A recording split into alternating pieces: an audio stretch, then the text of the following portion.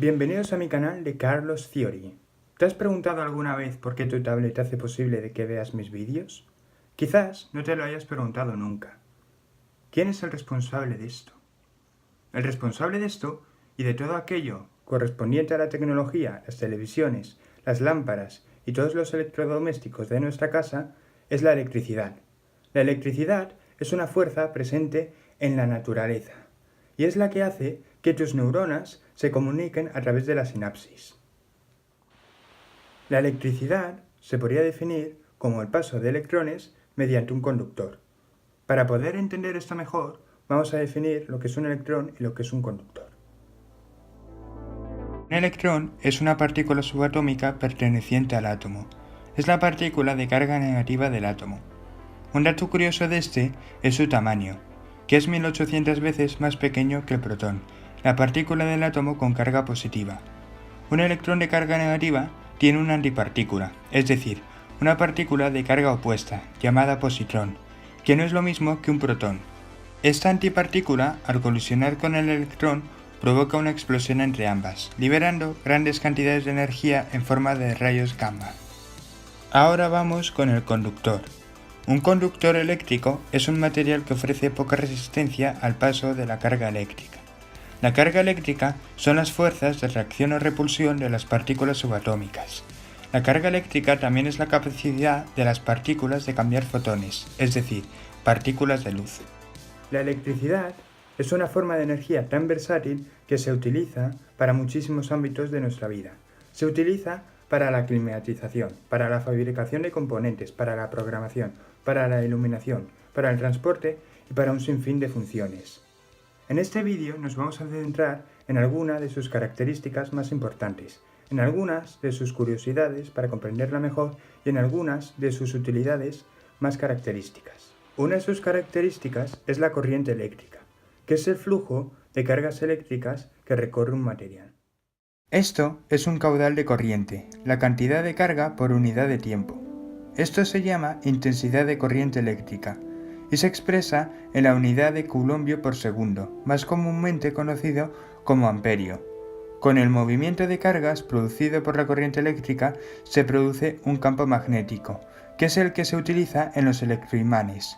Tu imán de la nevera seguramente sea un electroimán.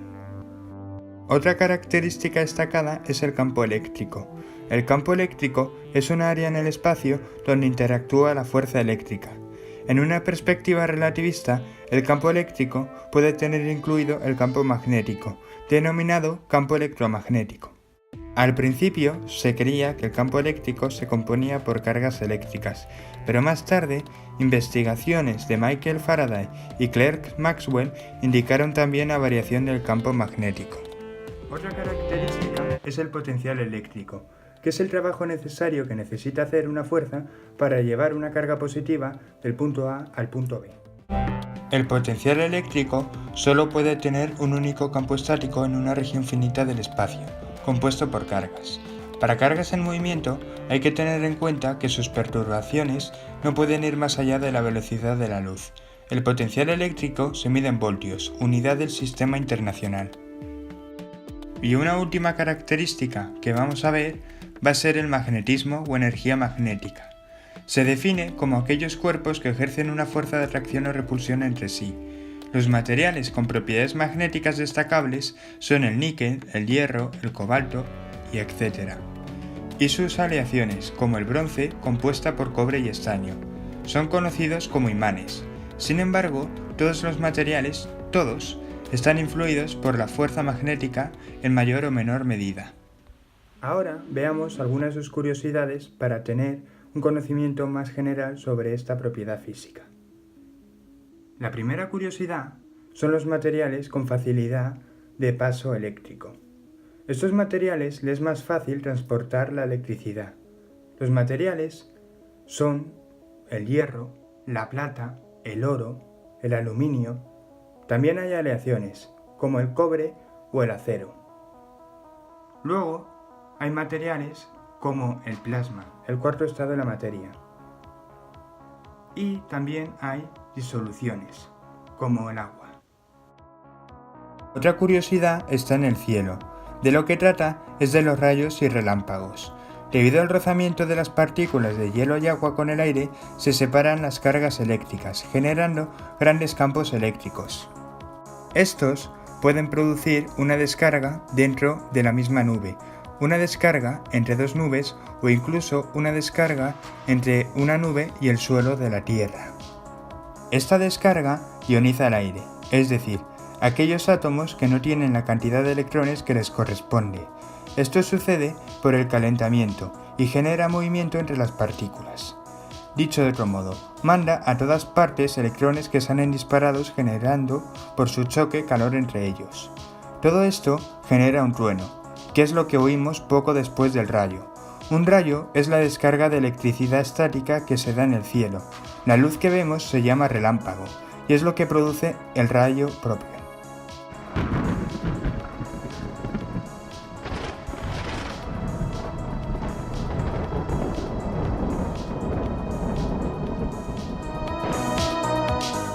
Otra curiosidad está en el núcleo de la Tierra, aplicable al magnetismo. Nuestro núcleo tiene propiedades magnéticas gracias a los movimientos de cargas en el núcleo líquido terrestre.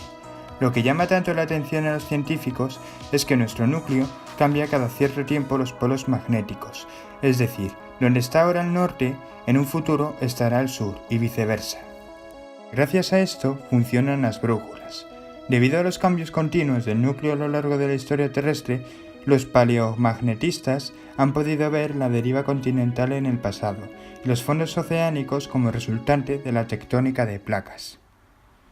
Hablando de curiosidades de la electricidad en la naturaleza, los animales también tienen poderes eléctricos.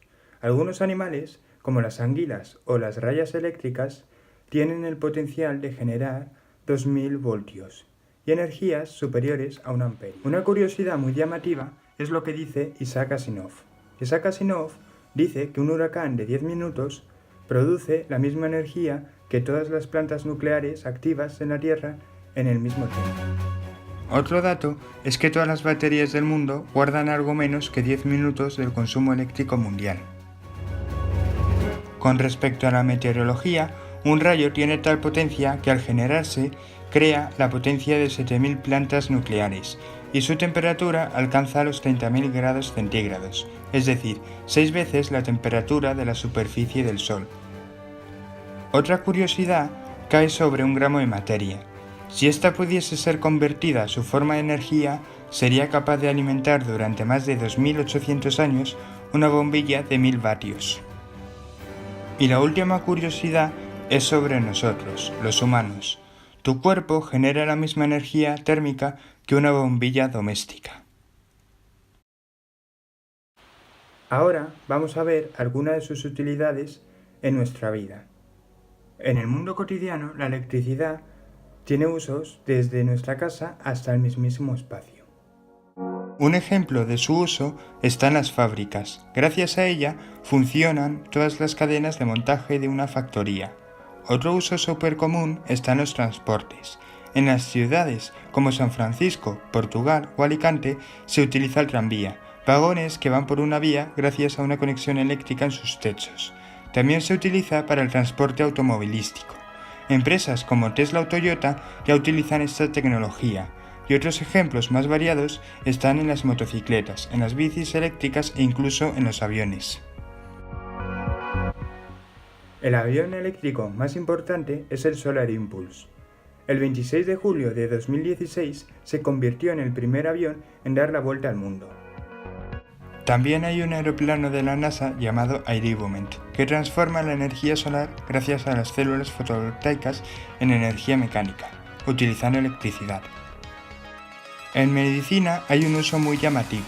La electricidad se utiliza para acelerar las curas de las heridas.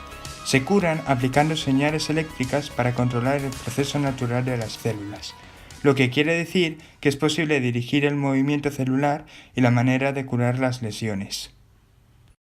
Otro uso muy dado se da en la electrónica, con los chips de los ordenadores, que transforman las ondas eléctricas en bits. Estos bits se forman con unos y ceros. Un cero es un no y un uno es un sí.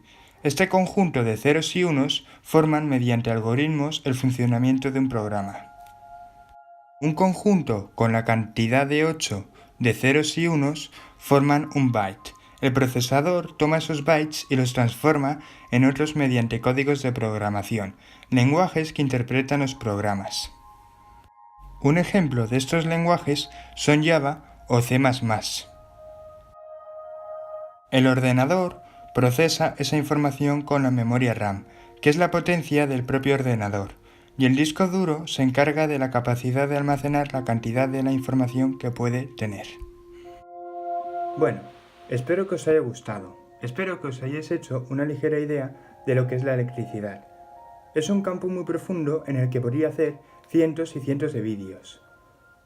Si queréis que haga alguna cosa que no hayáis entendido en el vídeo, decírmelo por los comentarios. Una cosa que quería añadir a este vídeo es daros las gracias. Ya somos más de 650 suscriptores en el canal. Es una cantidad muy importante y veo que vamos viento en popa.